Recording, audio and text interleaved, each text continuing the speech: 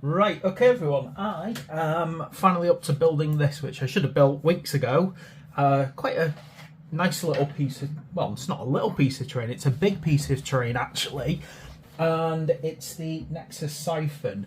So even though it's a lot to do, the actual build itself looks like it could be quite easy. And one of the things that I like about this model right away is because of how many pieces it's in, the way it's modular. So on one side, I like that because it gives you a lot of freedom to kind of mix and match pieces. These columns, you could potentially see yourself maybe even expanding them, making them bigger, or anything like that really. So the actual kit itself could actually be used in a lot of different ways. But I'm just going to build it as it should be. So starting off, dead simple really, just got to go and get hold of this number 1 here, and this is going to form the main body of the siphon. Now the more I get into Age of Sigmar, the more I start loving the lore behind it, and I'm currently having a good read of Ghoulslayer, and some of the interesting things that you're reading that I'm reading about is how the Durvidin seem to make a huge amount of I'll remember any second now, it'll come back to me, a huge amount of the actual technology. I'm just going to get all of these out. So basically I don't think it really matters that much, but basically it's 2, 3, 4 and 5. I'm hoping there's not like too much of a need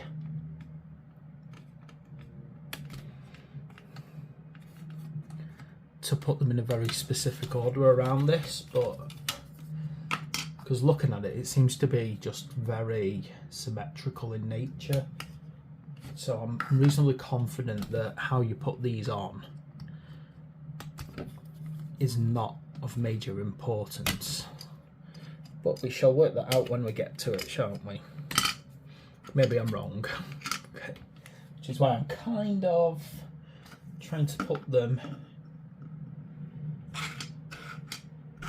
in some kind of order as I go. Now one thing that I'm noticing is there is a kind of one side of this. Have a look here. So yeah, no, it's pretty much identical all the way around. I'm just double checking that. I think this side here has got 3 teeth, for want of a better word, rather than just 2. So that might dictate which one of these goes in there. You can see here they've got different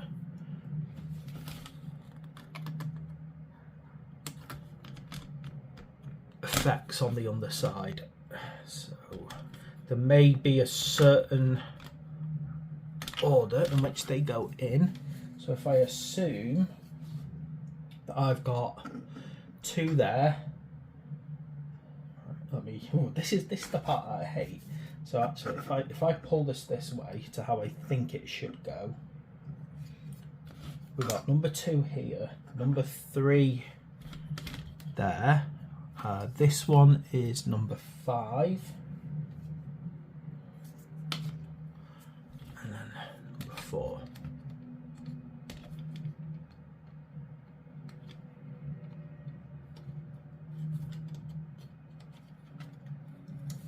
Just trying to get this one off now.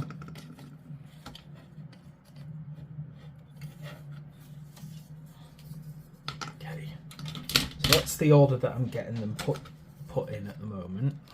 So we'll start off with this number 2.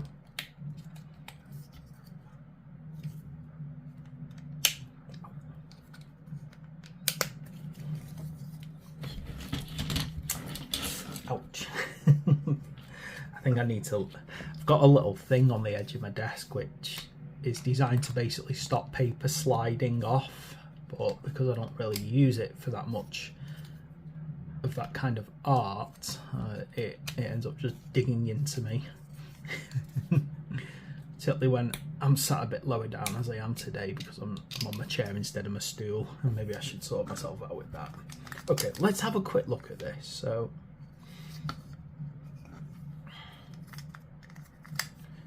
just trying to make sure, yeah, that's how those parts go. If you assume this is piece number 2, assume it is piece number 2, that's how that one clicks on. I'm not going to glue anything yet. I want to make sure that everything goes together as I think it should. Then I'll start worrying about glue.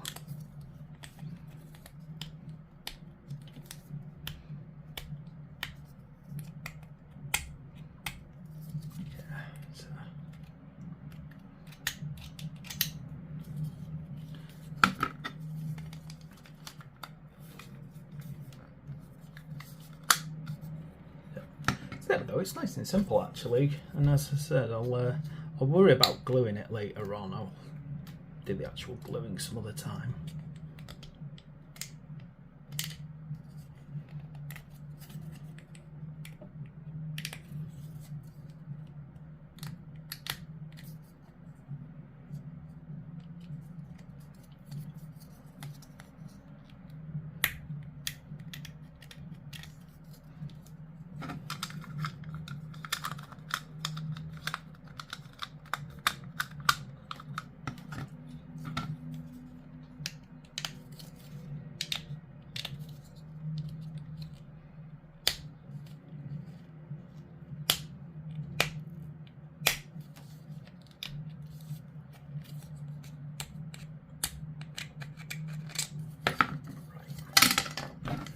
So as you can see, that's just a nice little put together. Now the big question is it gonna go together perfectly? Yeah, so I feel that this is probably a miniature that's going to benefit from a rubber band while drying.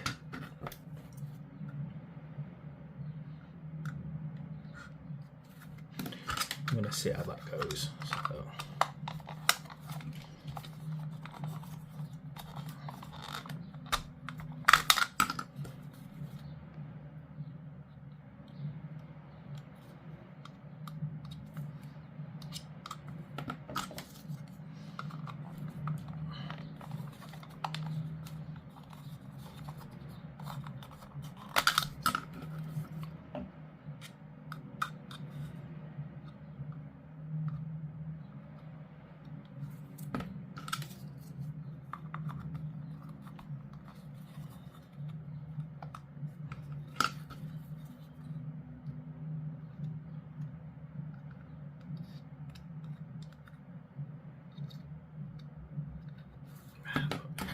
Make sure you clean up all of these, because even the slightest bit is going to cause problems later on, isn't it, if you do it wrong.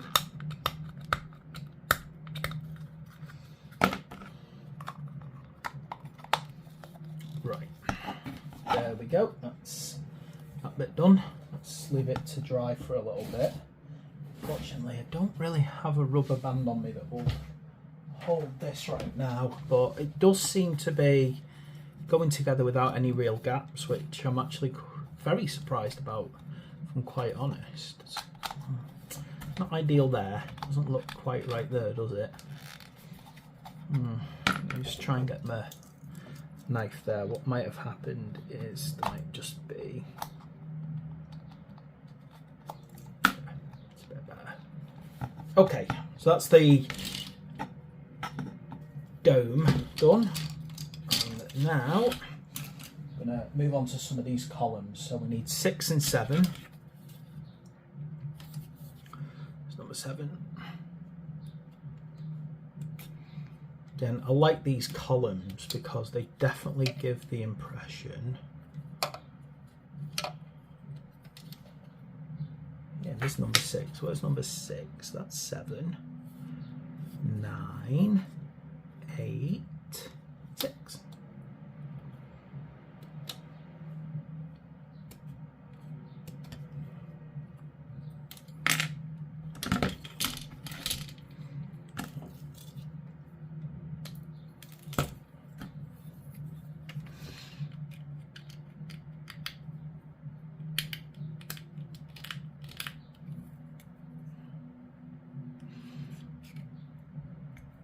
Yeah, definitely like this. The way that the columns are designed, you can get that sort of feeling of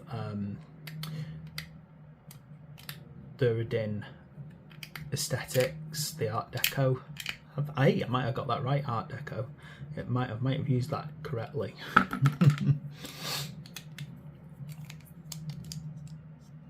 let me work out which way around this goes. Oh, there we go. Not bad either. I mean, it's technically push fit that. Oh, yeah, glue that on.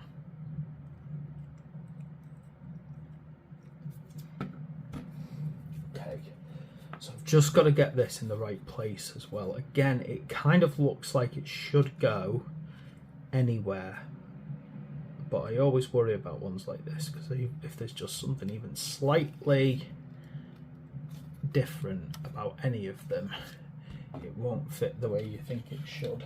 8 and 9 now. There's number 9. Yeah, yeah, azurite. I'm sure I'm getting that like terminology correct. Azurite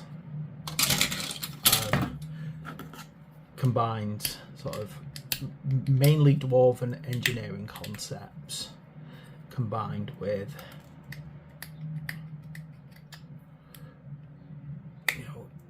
human human elements, particularly those inspired by Sigmar. Now, what I find interesting is obviously Sigmar was there at the end of times, so he would have seen what his empire had become, that very Renaissance era styling. Put that together and pop this one in again. And one thing I love, I'm enjoying about reading about the end times is the kind of intriguing way that, I suppose, how it all ended would be the best description. You know, how the old world just fell apart, and particularly reading it from Gotrax's point of view of absolute anger. 10 and wait, let me make sure I've got this right. See, I'm looking at this and I'm a bit worried here because those legs seem short. One of those legs seems shorter than the other.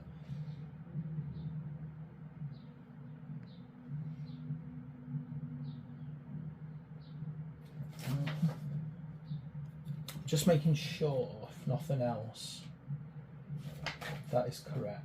Yes, it does look like it might be correct, that. It's the way that it's going to end up on the base by the look of it. Okay, so it does look like some of the legs are a different size.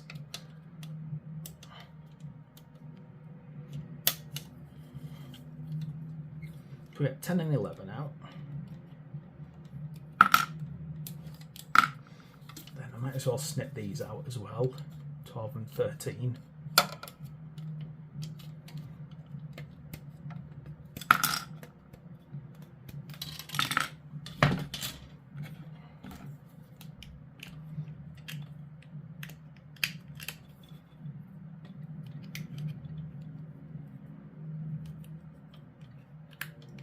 Yeah, listening to Gotrax complain about the Age of Sigmar and the realms that they are complaining about the dwarfs, not with the Durudin not being proper dwarfs.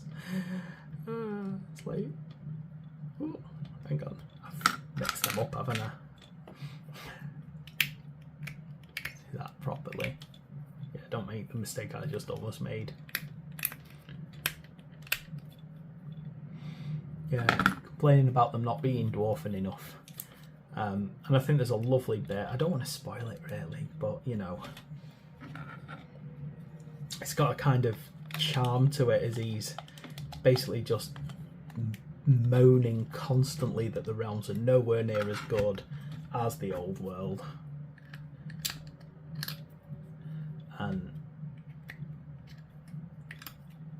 when he finally finds a group of humans who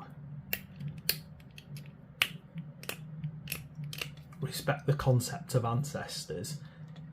It's the first time he's like not happy, but you know, gives some positive kind of attitude. Right, I think that's how those ones go. So it looks to me like you've got 3 short legs and 1 long leg. Let me just make sure I've glued that one. Come on, isn't it?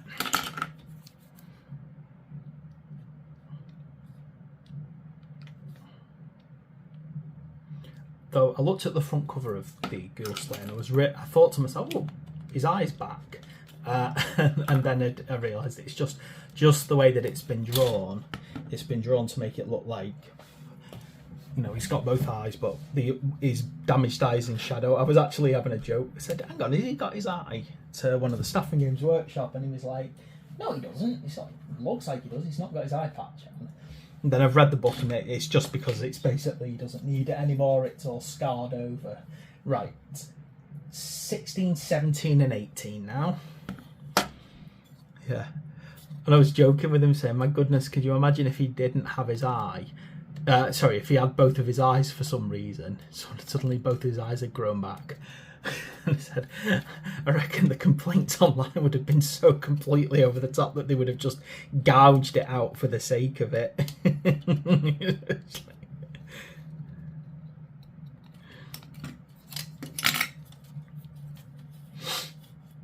Not that I dispute the benefit of a good moan, but I think sometimes some people they get upset over things that they don't need to get upset over. Things are different to the way I like them.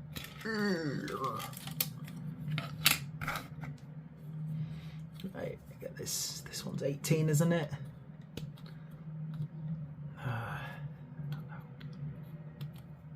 If I did that on my YouTube channel, maybe if I just moaned about everything, I'll get more subs and views, eh?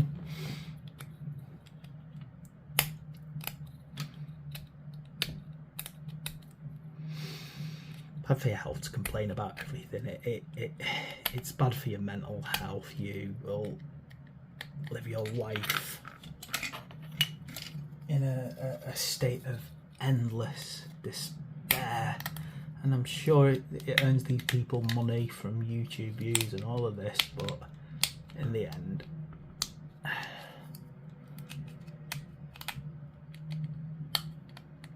just can't stand peddling hatred of otherness.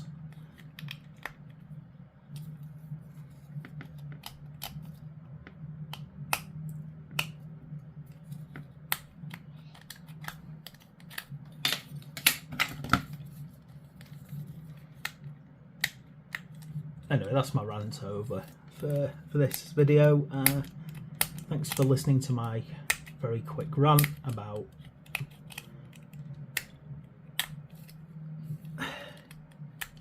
basically about ranting about things. So I'm ranting about people who rant about things.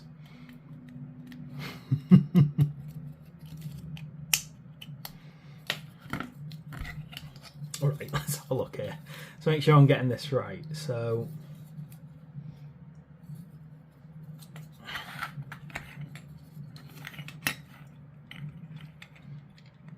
I think it's kind of that shape. Doesn't look like you glue them together potentially. They do, however, have little click points, I think. Yeah, so that one goes into there. Could probably glue that. In fact, I will. I'll just put a bit of glue there just to help bond it better. Then it looks like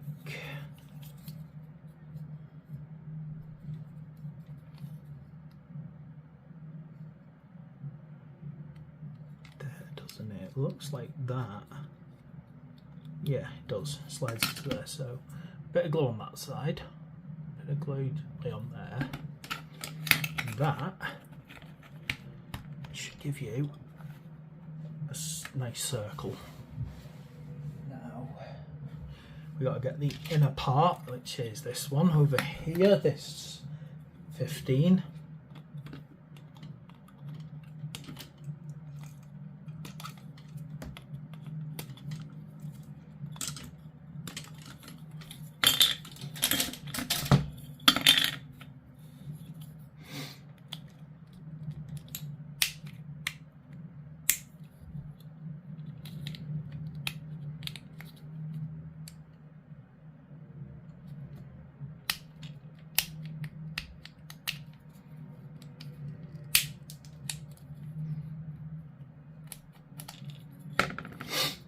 this is gonna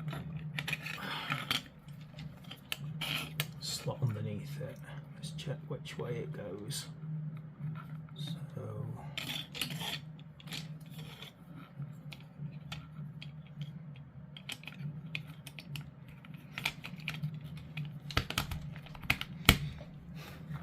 there we go. And that's nice and secure now because of that. You can see it is a push fit model. I'm just choosing to add a bit of glue to strengthen the bonds here and there. Okay, now we've got to get the actual beautiful little Nexus here. Two halves of it, 19 and 20.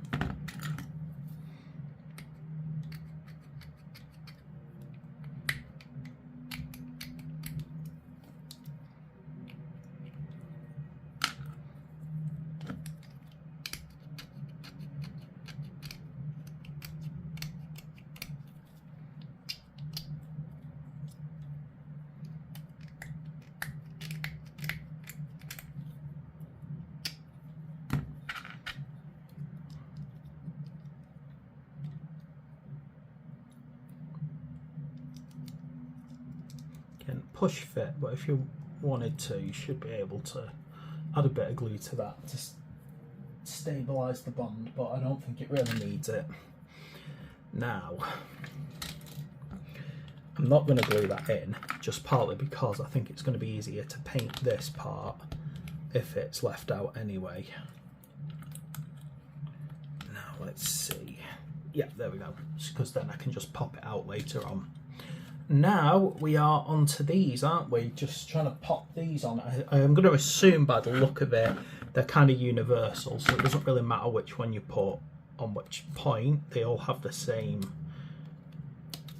look. They all look, to me, well, what's this called? What's the name of the Dark Elf? The one with the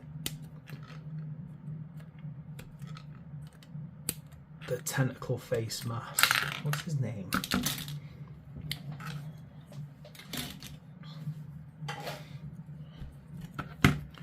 Can't remember his name now. Right. It's quite a bit of a mold line on this part, so it might be a good idea to give it a bit of a more robust clean up.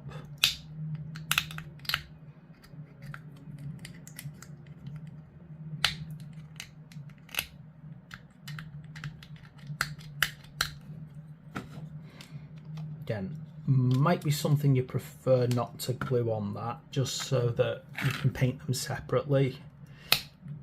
I'll have a think about whether or not I want to actually glue them on. I think, yeah, I think it's something that you might choose to glue. I'm not going to do that because it does seem that these don't need much more than a push.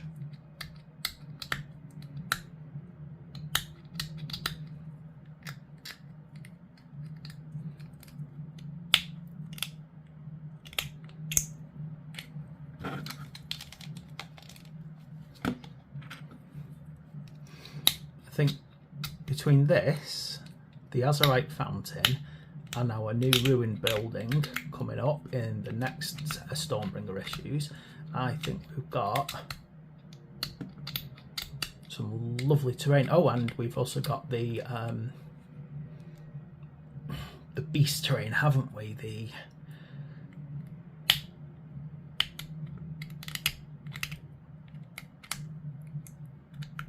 We've got some craggy terrain from the previous one. Dangerous living terrain, some of it.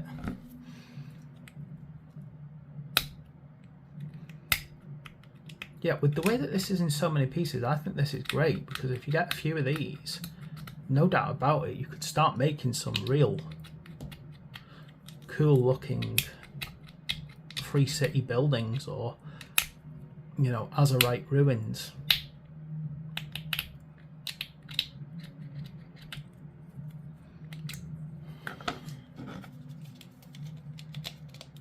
Right. There we go. So the good thing is you can easily pop that off for sub-assembly and sub-painting. But there we go. Excellent. What a gorgeous terrain piece. I absolutely love that. That is going to look a great set piece for a battle. Anyway, so there we go. I'm finally done with last Stormbringer's issues now, just in time for the new one to come in. Please like and subscribe. Thanks for watching. See you next time.